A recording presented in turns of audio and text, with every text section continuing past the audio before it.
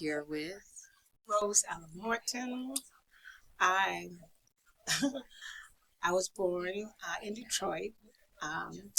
Birth date is, believe it or not, is April the 4th, no, April the 11th, 1953.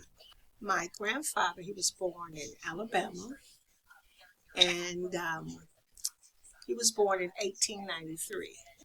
And he married my grandmother, and he wasn't really married. They had one child, which was my mother. They had her in 44. My grandfather was born in 1893, and he dated my grandmother. She didn't want to come to Michigan, so there was no way they could get married. His goal was to come up here. And back in 1934, a visitor that was in Alabama family had an accident, and my grandfather saw it. He rushed over and he saved them. And I don't know how. I think they made friends or something with the guy. The guy made friends with him. But my grandfather wound up coming up to Michigan in 1945 and getting a job at Ford Motor Company. And my mother, who was still in Alabama, she had got married in 1946. But my father, he didn't have a job and he wanted to work. And when he heard that her father was in Michigan working at Ford, he said, well, let me go up there so I can get a job with him. And it worked out. He did go up here, came up here to Michigan, he got a job. And they stayed in Black Bottom. It was a 2-family flat. It was 2723 Kern. And that was the upstairs flat.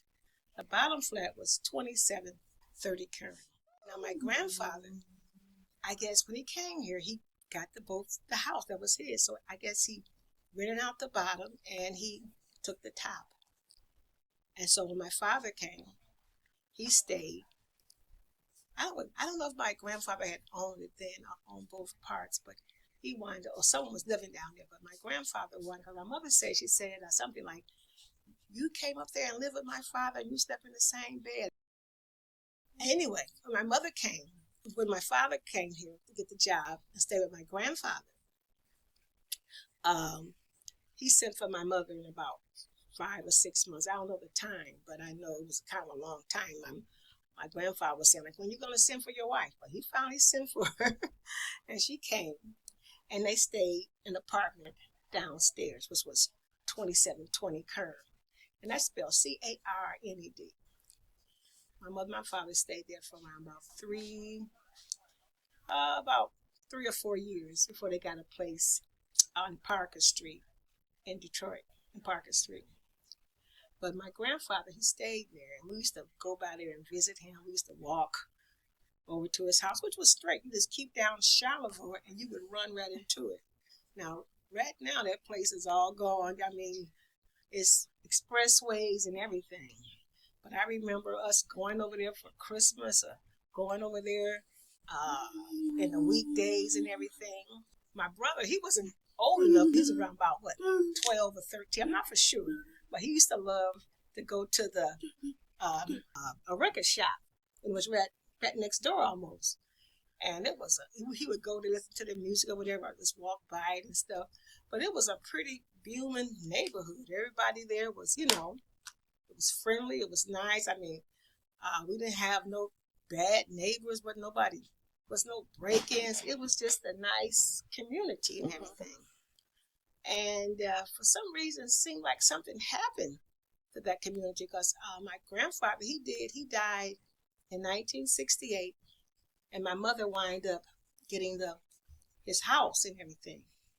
And she rented it out, or she let my brother rent it out. My brother had a friend that needed a place, so he rented it, whatever. But it was something about the neighborhood. It seemed like it just never got any better. It was no paint put around, nothing, no one fixed roofs. It was just, but nothing seemed to ever progress in that neighborhood. It just got dull and, this disappeared, looked like. And they tore it down, I guess. I don't know if they was planning on that. That's why it became that spot it did, but I remember driving through there one day as I was older, and I saw everything was just gray, and I saw this there's two girls on the front porch. They had this beautiful gold yellow dress that looked like it cost lots of money. It looked gorgeous. It looked like they didn't even fit there. They didn't even fit. In fact, they didn't even fit there. And I was saying, wow. And then it showed, I did on that porch, it showed out how much the whole area was run down. Well, I do want to hear, do you remember anything? What did your family know about when the city chose to tear it down? Like, did you know anything about that story or what you heard about that maybe when you were younger? No. I think what happened is no one really never knew nothing about that. If you wasn't there, you didn't know what was going on. Mm-hmm. There was no protest. There was nothing. I guess they gave them people there just meager change for them houses, Mm-hmm. And they were just glad to get out. They didn't understand what was going on, but mm-hmm. They said, hey, somebody wants this. I will give you some amount of money. I think what it was, they really didn't know because they were here. Like, it just came here, and they didn't know too much about the world and everything, how things was. They were just glad to be from the southern states. They was up here, and then it seemed like what they getting was a good deal. Oh, my God, you want this house? This old piece of thing? Oh, my goodness. Mm-hmm.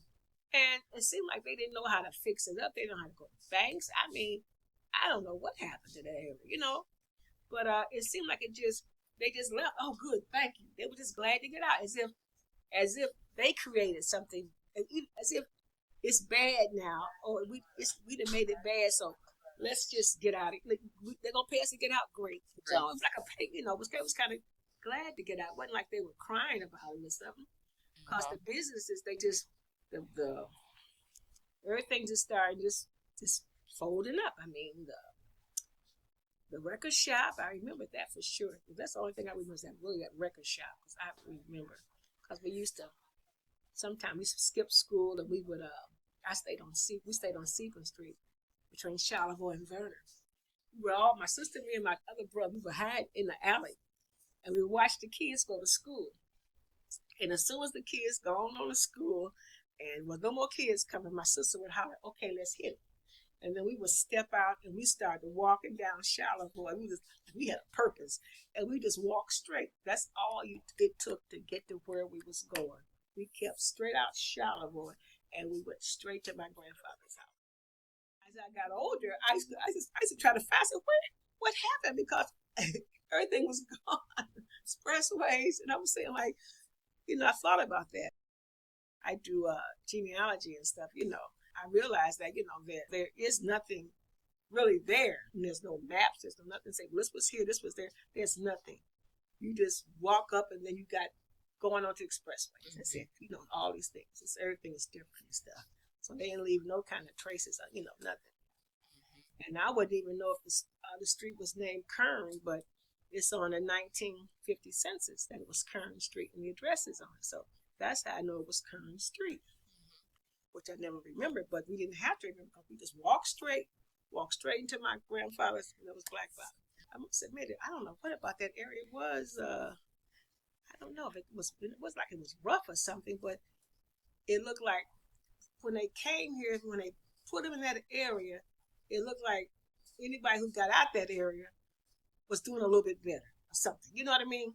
It's kind of like better, because the area there, it's like it just didn't get better. It stayed the same. It was the same.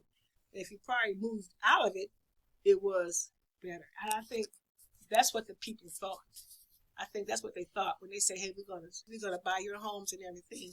You're gonna get, we're gonna, help you to get out of here on something better. So I think that's what it was all about. So, they're tearing down the highway and they're planning to rebuild something else. A boulevard is what they're saying. Mm-hmm. And there's going to be about 20 to 30 acres of available land to be anything right now. What do you think should happen, or what do you think could be there that could be a part of the repair of how Black people were displaced from that area, or how the community wasn't invested in? What do you think about that? Well, maybe they should put something down there, maybe we need some type of growth because everything that we have seems to be taken away. It's either made into apartments where they crowd them all in, or it is made into expressways. We get one of these, we get a lot of apartments, or we get expressways. So it's still cramping us all in. So I think what they should have something for the people. Maybe if they got houses down there, help fix them houses up. They can build up downtown. They can build up all these other areas. Some areas never go down, like what's that? Indian Village. They're not going to tear that up. Certain properties they keep it up nice, but then everything the black has, they seem to just kind of just. All right, they had it long enough. Look, they ain't did nothing to it. We ain't fix it up, so tear it down. Let's build our stuff now. Mm-hmm. So it becomes like that. Let's put our stuff in there. Mm-hmm. So I think anything that would benefit the black people around there should be added to the menu. I think that would be a great idea. Mm-hmm. And then one other question is, what do you think is most important for people to remember about Black Bottom and Paradise Valley? I think what's most important what people remember about Black Bottomers is these people came here and they started us out. We wouldn't be here if the Black Bottom people hadn't came. The Black Bottom wasn't there for us first to put us there. And then it gave us a way of, hey, let's go here, let's move there, let's get out, let's move out. But then the only thing we didn't learn how to take care of our own. So we always intrude on other people's. We intrude on, oh, they over here now. The blacks moving in, the blacks. So it's always been the blacks moving in because we never really had a place that we called our own. So anytime we go anywhere, the blacks are moving in. Where is our place at? So we need our own nice place. We can say, hey, and we need those who are invested in it to fix it up, to keep the neighborhoods good, to keep their houses good. Let's have something that's ours.